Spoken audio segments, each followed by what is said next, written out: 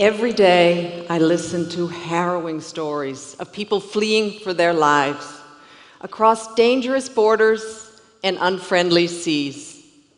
But there's one story that keeps me awake at night, and it's about Doa, a Syrian refugee, 19 years old.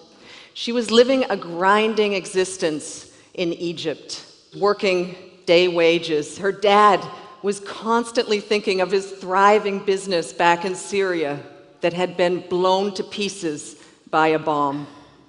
And the war that drove them there was still raging in its fourth year. And the community that once welcomed them there had become weary of them. And one day, men on motorcycles tried to kidnap her. Once an aspiring student thinking only of her future, now she was scared all the time.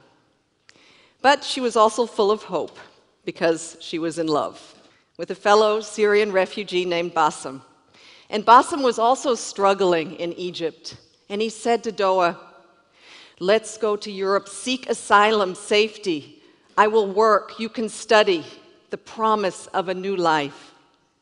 And he asked her father for her hand in marriage. But they knew to get to Europe, they had to risk their lives, traveling across the Mediterranean Sea, putting their hands in smugglers notorious for their cruelty. And Doa was terrified of the water.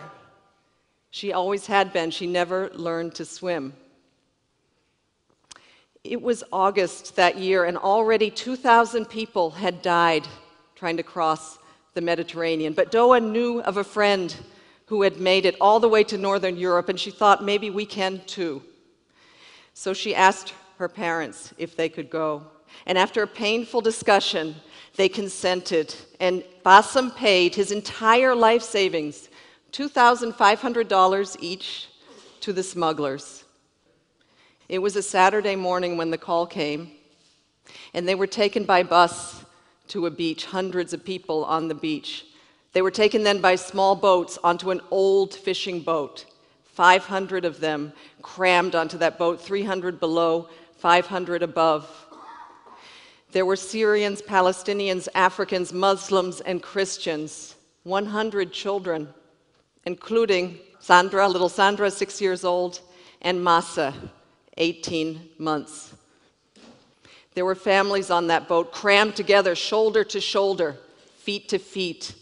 Doa was sitting with her legs crammed up to her chest, Bassem holding her hand.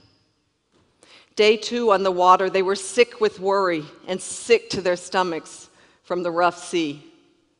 Day 3, Doa had a premonition, and she said to Bassem, "I fear we're not going to make it. I fear the boat is going to sink." And Bassem said to her, "Please be patient.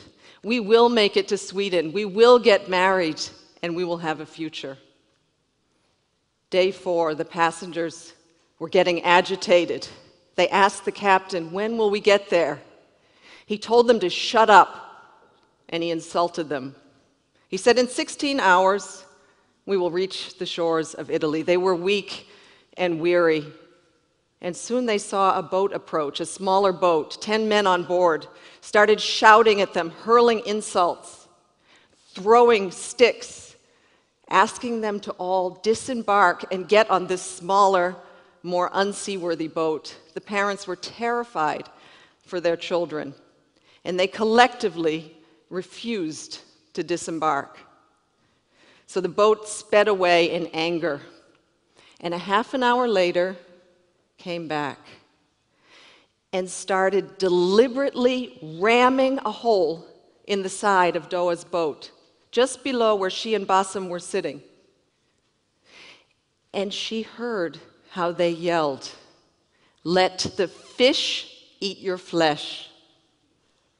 And they started laughing as the boat capsized and sank. The 300 people below deck were doomed.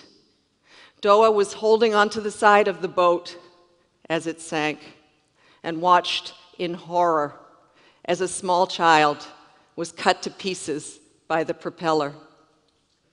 Bassam said to her, "Please let go or you'll be swept in and the propeller will kill you too." And remember, she can't swim. But she let go, and she started moving her arms and her legs, thinking this is swimming, and miraculously, Bassam found a life ring. It was one of those child's rings that used to play in swimming pools and on calm seas. And Doa climbed onto the ring, her arms and her legs dangling by the side. Bassam was a good swimmer, so he held her hand and tread water. Around them there were corpses. Around 100 people survived initially, and they started coming together in groups, praying for rescue. But when a day went by and no one came, some people gave up hope. And Doa and Bassam watched as men in the distance took their life vests off and sank into the water.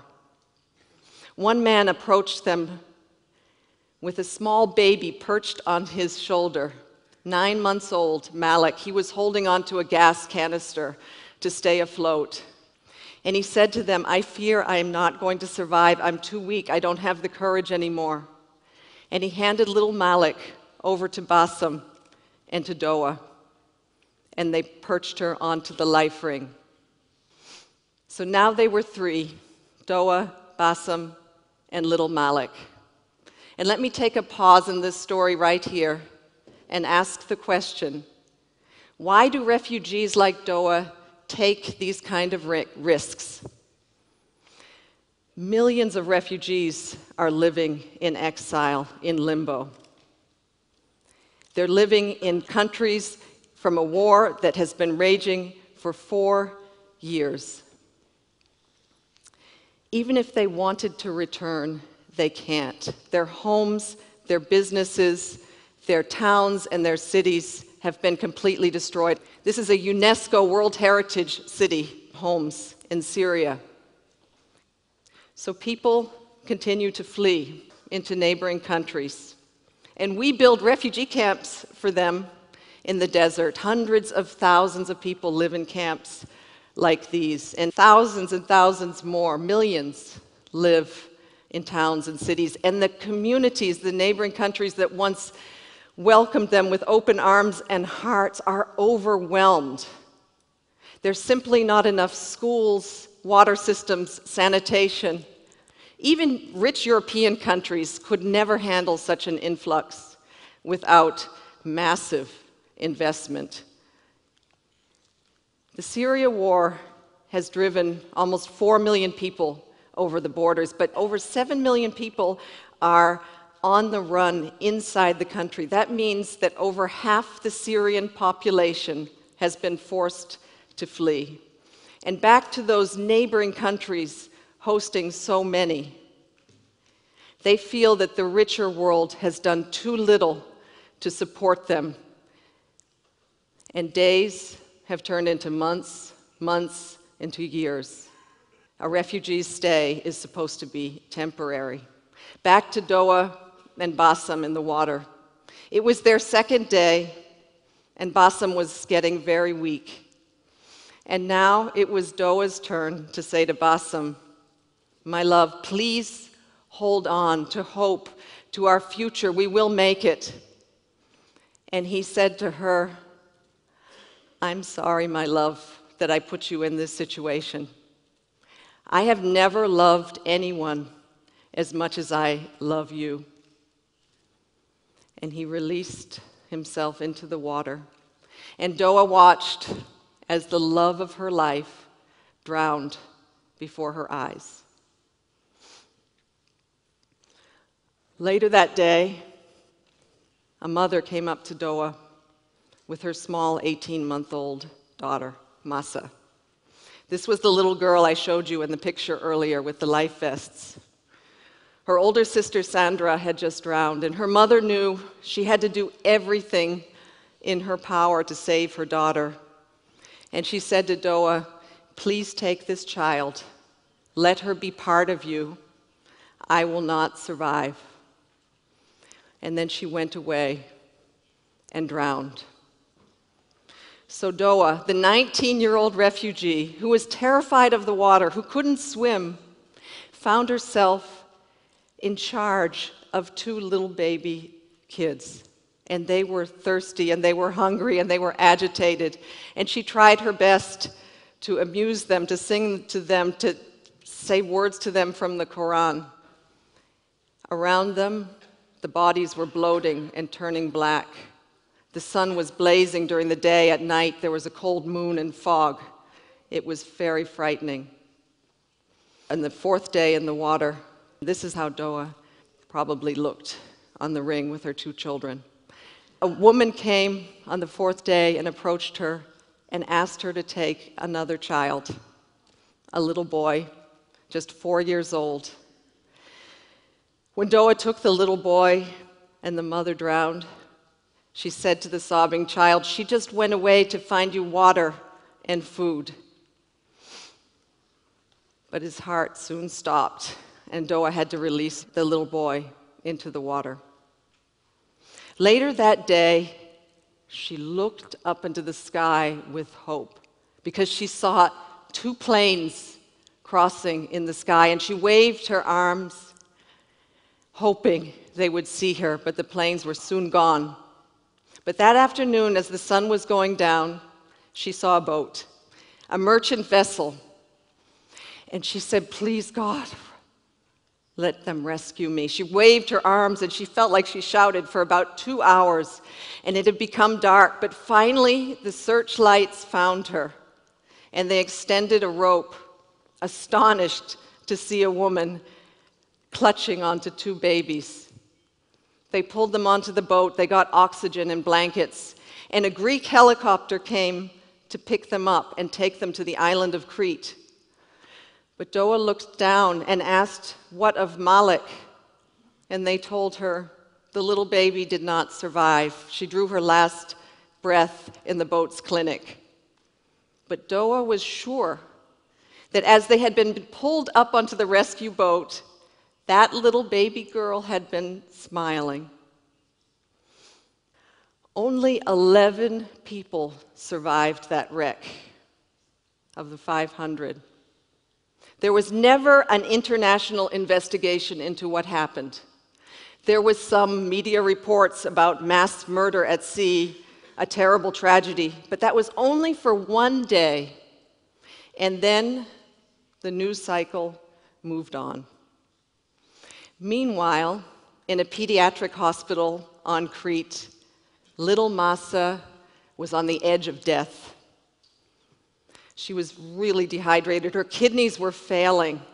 Her glucose levels were dangerously low. The doctors did everything in their medical power to save them, and the Greek nurses never left her side, holding her, hugging her, singing her words. My colleagues also visited and said pretty words to her in Arabic. And amazingly, little Masa survived.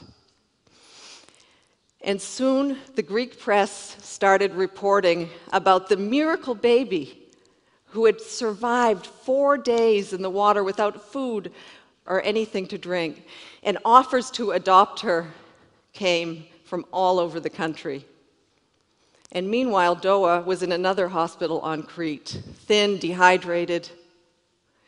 An Egyptian family took her into their home as soon as she was released. And soon word went around about Doa's survival, and a phone number was published on Facebook. Messages started coming in.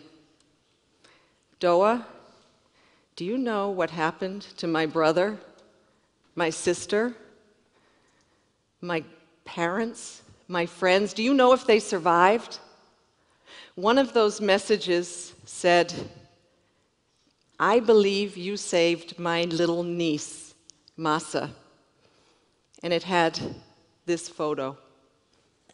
This was from Masa's uncle, a Syrian refugee who had made it to Sweden with his family, and also Masa's older sister. Soon, we hope, Masa will be reunited with him in Sweden. And until then, she's being cared for in a beautiful orphanage in Athens.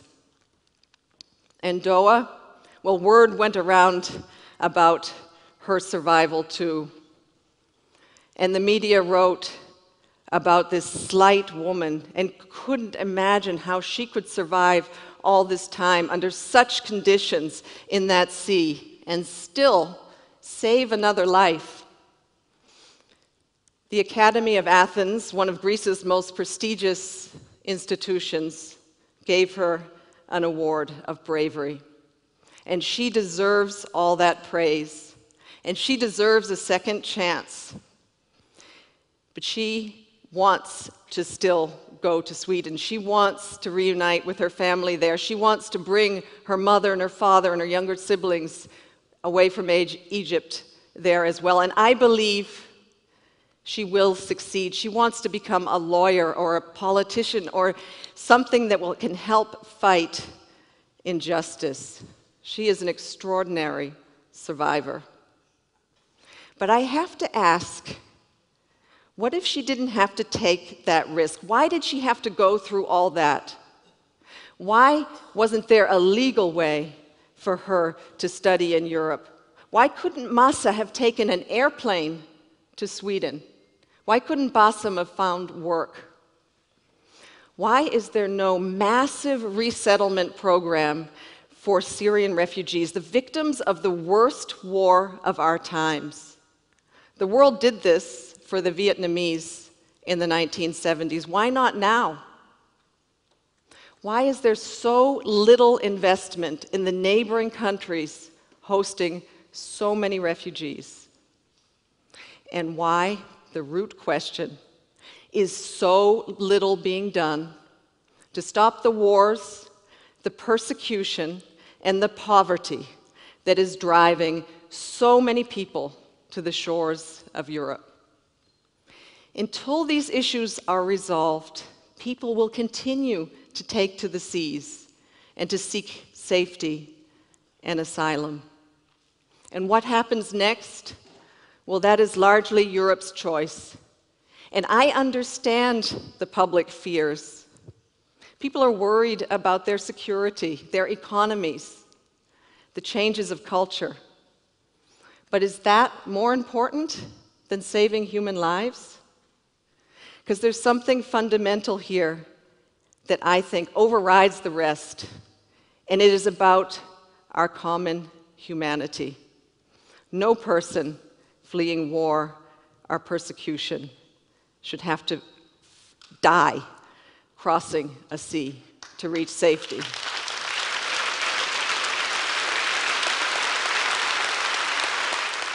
One thing is for sure, that no refugee would be on those dangerous boats if they could thrive where they are.